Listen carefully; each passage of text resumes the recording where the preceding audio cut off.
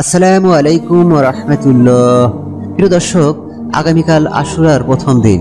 এই দিনে রোজা রেখে ইফতারের আগে দোয়াটি একবার পড়লে আল্লাহর রহমতে অকল্পনীয় স্থান থেকে রিজিক আসবে ইনশাআল্লাহ, এবং জীবনে আর কোনোদিন অভাব আসবে না। প্রিয় দর্শক, দোয়াটি সম্পর্কে জানতে ভিডিওটিতে একটি লাইক দিয়ে শেষ পর্যন্ত দেখতে থাকুন। তো চলুন আলোচনা শুরু করা যাক। প্রিয় দর্শক, চলুন আমরা আশুরার রোজার ফজিলত নিয়ে কিছু কথা বলি এবং কিভাবে আপনি দোয়াটি করবেন, কোন দোয়াটি করবেন সেটি নিয়েও আলোচনা করব ইনশাআল্লাহ। মহান আল্লাহ তাআলা হিজরি সনের যে 4টি মাসকে সম্মানিত করেছেন তার মধ্যে মুহররম হলো অন্যতম, বাকিগুলো হলো জিলকত, জিলহজ ও সফর। আল্লাহ তাআলা পবিত্র কোরআনে বলেন, যেদিন থেকে তিনি আসমান ও জমিন সৃষ্টি করেছেন সেদিন থেকে নিশ্চয় আল্লাহর কাছে গণনা হিসাবের মাস হলো 12টি। এর মধ্যে 4টি মাস বিশেষ সম্মানিত। সূরা তাওবা আয়াত নং 36। আশুরার ফজিলত নিয়ে অনেক হাদিসে রয়েছে। আব্দুল্লাহ ইবনে আব্বাস রাদিয়াল্লাহু তাআলা আনহু থেকে বর্ণিত, নবী সাল্লাল্লাহু আলাইহি ওয়াসাল্লাম মদিনায় এসে দেখতে পেলেন ইহুদিরা আশুরার দিন রোজা পালন করছে। নবী সাল্লাল্লাহু আলাইহি ওয়াসাল্লাম বললেন, এটা কি? তারা বলল, এটি একটি ভালো দিন। এই দিনে আল্লাহ তাআলা বনী ইসরায়েলকে তাদের শত্রুর কবল থেকে বাঁচিয়েছেন, তাই মুসা আলাইহিস সালাম রোজা পালন করেছেন। রাসূল সাল্লাল্লাহু আলাইহি ওয়াসাল্লাম বললেন, মুসা আলাইহিস সালামকে অনুসরণ এর ব্যাপারে আমি তোমাদের চেয়ে বেশি হকদার। অতঃপর তিনি নিজে রোজা রেখেছেন এবং রোজা রাখার নির্দেশ দিয়েছেন। সহিহ বুখারী হাদিস নং 1865। এছাড়াও আরেকটি হাদিসে আব্দুল্লাহ ইবনে আব্বাস রাদিয়াল্লাহু তাআলা আনহু বলেন, আমি আল্লাহর রাসূল সাল্লাল্লাহু আলাইহি ওয়াসাল্লামকে রমজান ও আশুরায় যেরূপ গুরুত্বের সঙ্গে রোজা রাখতে দেখেছি অন্য সময় দেখিনি। সহিহ বুখারী হাদিস নং 218।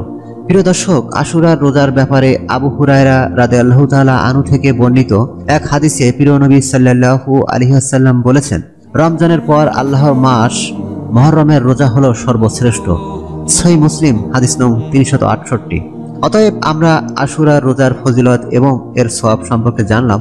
আশুরার রোজা রাখলে আপনি কি উপকৃত হবেন, আমি এই বিষয়ে ছোট্ট দুটি কথা বলবো। এক হাদিসে নবী করিম সাল্লাল্লাহু আলাইহি ওয়াসাল্লাম বলেছেন, আমি আশাবাদী যে আশুরার রোজার কারণে আল্লাহ তাআলা অতীতের 1 বছরের সগীরা গুনাহ ক্ষমা করে দেবেন। সুবহানাল্লাহ। সহিহ মুসলিম হাদিস নং 367। রাসূল সাল্লাল্লাহু আলাইহি ওয়াসাল্লাম আরো একটি হাদিসে বলেছেন, যে দিনে অর্থাৎ মুহররম মাসে আশুরার দিনে আল্লাহ তাআলা একটি জাতির তওবা কবুল করেছেন এবং ভবিষ্যতেও অন্যান্য জাতির তওবা কবুল করবেন।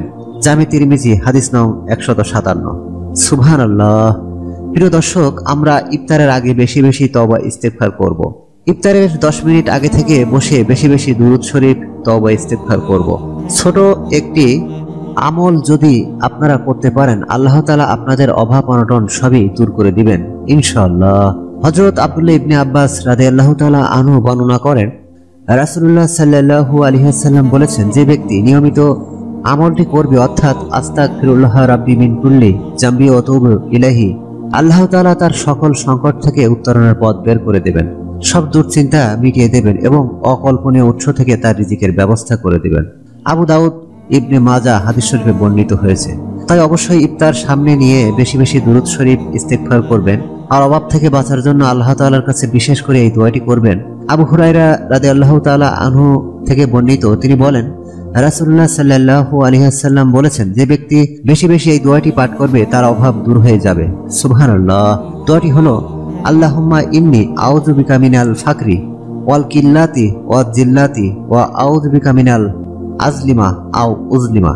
অর্থাৎ, হে আল্লাহ, আমি আপনার কাছে আশ্রয় চাই দরিদ্রতা থেকে এবং আপনার কম দয়া থেকে ও অসম্মানী থেকে, এবং আমি আপনার কাছে আরো আশ্রয় চাচ্ছি কাউকে জুলুম করা থেকে অথবা কারো দ্বারা অত্যাচারিত হওয়া থেকে। সহিহ বুখারী হাদিস নং 1554। প্রিয় দর্শক, আমি অনুরোধ করব ইফতারের আগে বেশি বেশি করে এই দোয়াটি পড়বেন, তওবা ইস্তেগফার বেশি বেশি করবেন এবং দুরূদ শরীফের সঙ্গে দোয়াগুলো বেশি বেশি করার চেষ্টা করবেন। প্রতিটি দোয়া পড়ার আগে পরে দুরূদ শরীফ পড়ে নেবেন। প্রিয় দর্শক, আল্লাহ যেন আমাদের সবাইকে এই আমলটি সহ বেশি বেশি নেক আমল করার তৌফিক দান করেন, আমিন।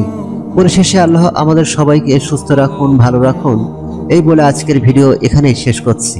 আসসালামু আলাইকুম ওয়া রাহমাতুল্লাহ।